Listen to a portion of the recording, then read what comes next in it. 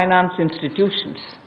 One relates to DISCOMs, one relates to contractors, one relates to real estate, and three are tax measures that we have taken. So I'll get into the detail of today's tranche of announcements. I said there are 6 major steps for the MSMEs. The first one, there is a collateral-free automatic loan for MSMEs which is being provided. This will give facility up to 3 lakh crores. 25 crore outstanding for those MSME units for whom 25 crore is the outstanding loan, or 100 crores whose turnover will benefit from this. These loans will have a 4-year tenure and there will be a moratorium given for 12 months. These are going to be 100% credit guaranteed over as a cover given to banks and NBFCs on principal and interest. So this is going to be available till 31st October 2020. There are no guarantee fees, no fresh collaterals required. So I guess this will benefit 45 lakh units so that they can resume their business activity and also safeguard jobs.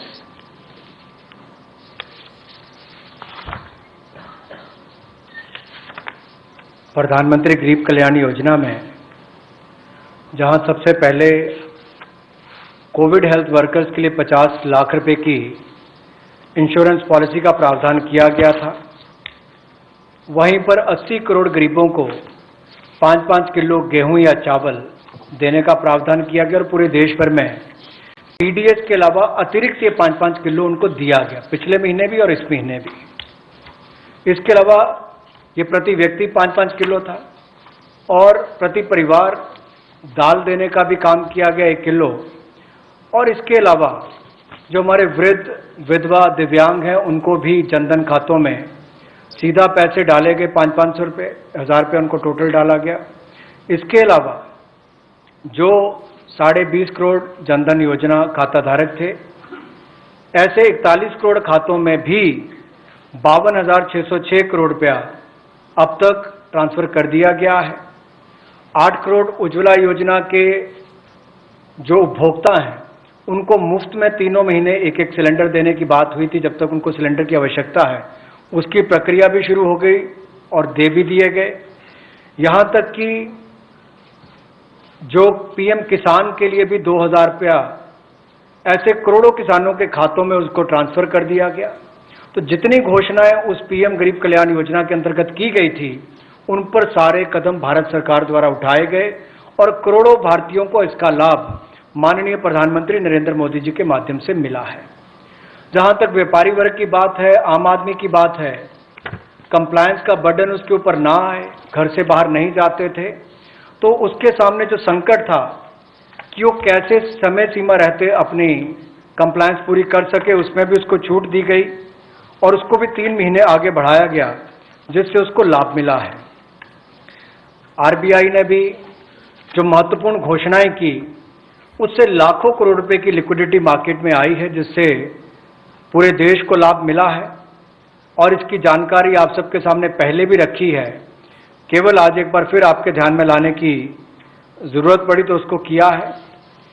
एक जो media के माध्यम से हमारी जानकारी हमें मिली और जो वीडियो कॉन्फ्रेंस और बाकी सब वार्तालाप बाकी लोगों से हुआ, मध्यम, सूक्ष्म, लघु उद्योग, कुटीर उद्योग, घरेलू उद्योग जो है, इन सब के सामने बहुत बड़ी मुसीबत थी कि पैसों की भारी कमी थी।